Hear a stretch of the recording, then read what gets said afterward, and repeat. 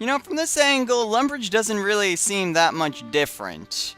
You have the Doomsayer, you got the guide, you got the castle with the green floaty thing. Wait, what? What? That looks kind of creepy. Well, anyway, what's up, everyone? This is a Destroyer 229, and welcome back to the Battle of Lumbridge. What the heck? Okay, well, last week I showed you guys Moya's dialogue. And this week, as we enter week 6, or as we've gone through it, we've gotten... I'll show you guys something that may help you in the battle. So what's here? What the? Wardsman? Let's see. Greetings, Guardian. I've been called by Duke Horatio to strengthen the magical defenses of the town and the castle. I would love to chat, but bear in mind that this is a very delicate magical operation. Please let me concentrate. Okay. A barrier created by the Wardsman to reinforce Lumbridge. Well, it seems like I know what was done. Well, I would have preferred to save some money, but at the very least, it seems like people are actually thinking about the money now that it's running out. Well, at least it's not Papa Mumbo.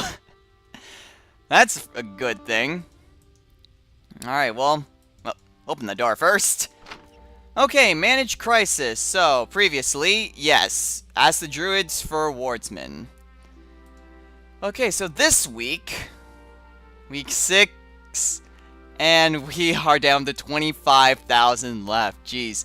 A famous trainer offers us his services to train war beasts to guard Lumbridge.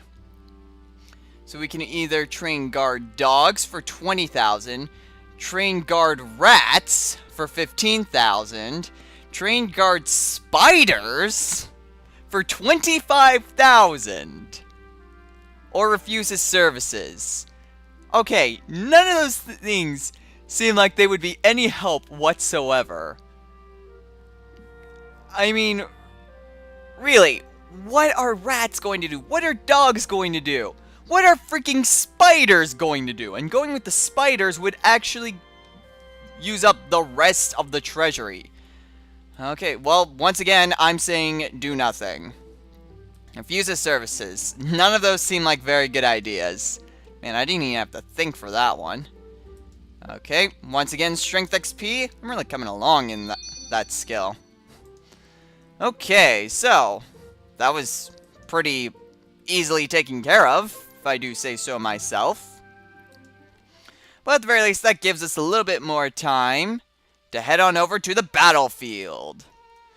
Now, I have gone a little bit differently. I'm not in my usual home world this time around, though I'm being a little bit indiscriminate on where exactly I am because of how useful this could potentially be.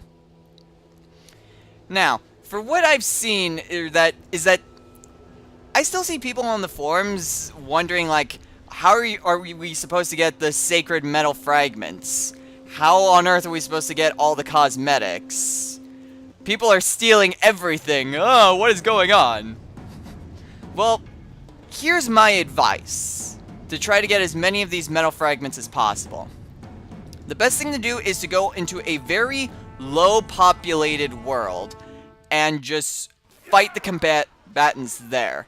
It doesn't matter if there's a couple people, and if they're on the opposite side, then that really doesn't matter.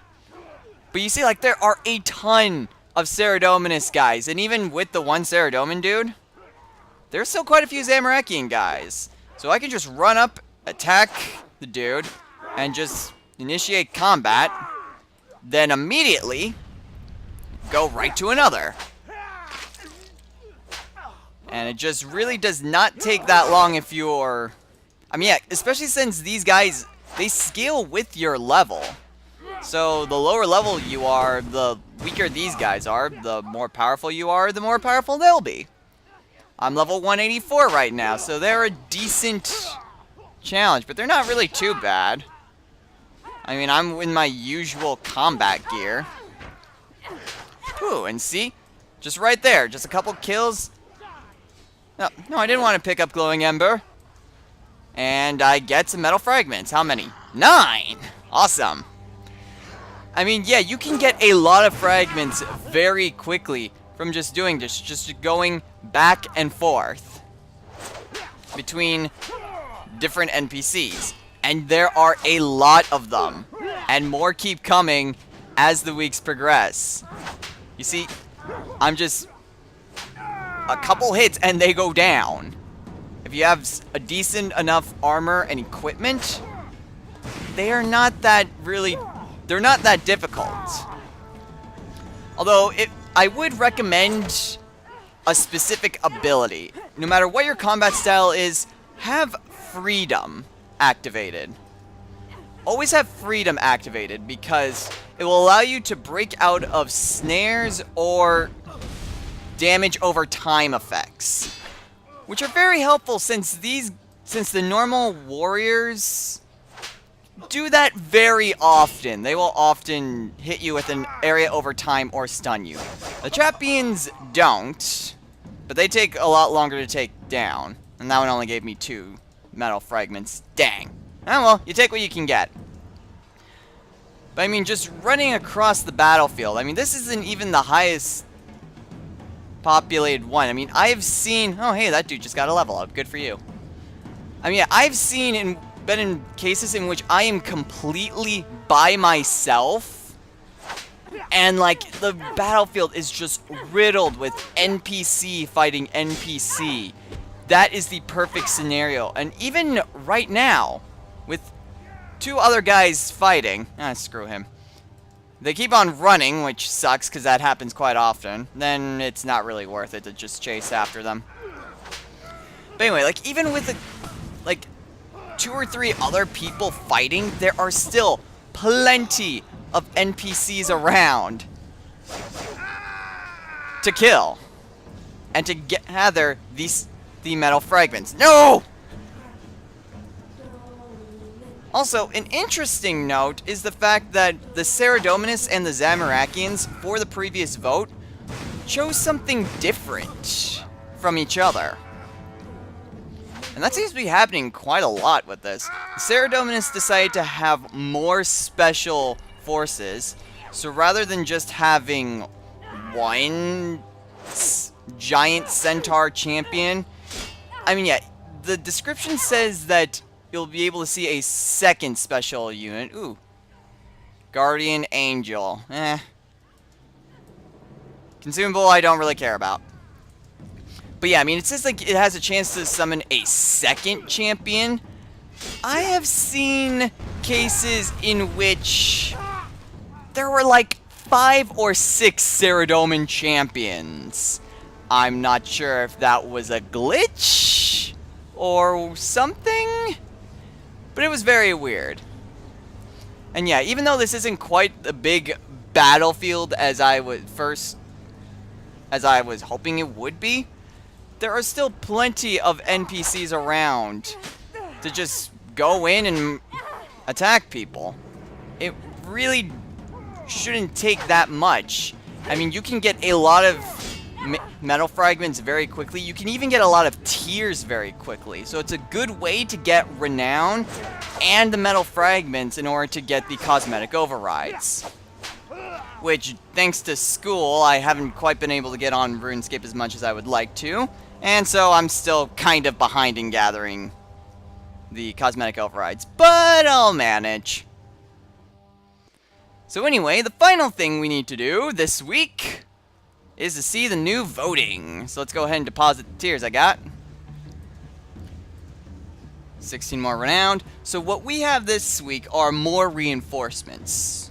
So we have once again have siege units, which have a 10% chance of spawning and deal 100% more damage, and have bombard the anfield, harming enemy units and players. So they're like really big units that will deal just massive amounts of damage. Or we have elites. They have a more frequent rate of spawning, 25% as opposed to siege units. They deal 200% more damage than the regular units and have 200% more life points. Now keep in mind, that's not double. I mean, that's 4 times as much damage and life points. So, yeah, those guys are pretty powerful. And they have an area of effect stun attack to disrupt enemy players. So, those guys are going to be a real pain to fight, but those are the ones I'm putting my votes into. For the elite. Ah! Holy crap.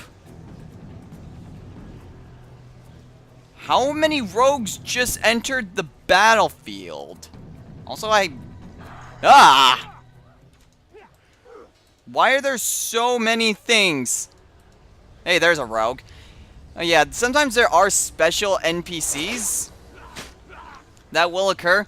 Usually you would want to just try and take care of them right away. Ooh, hey, he dropped metal fragments. How many? 4. That's nice. It didn't even say it down there. Okay, well, I'm not seeing any more rogues, so yeah, usually there are only one. I don't get why the text box was just suddenly spammed by like 10 messages, or even more than 10, more like 12 or 15 or something like that.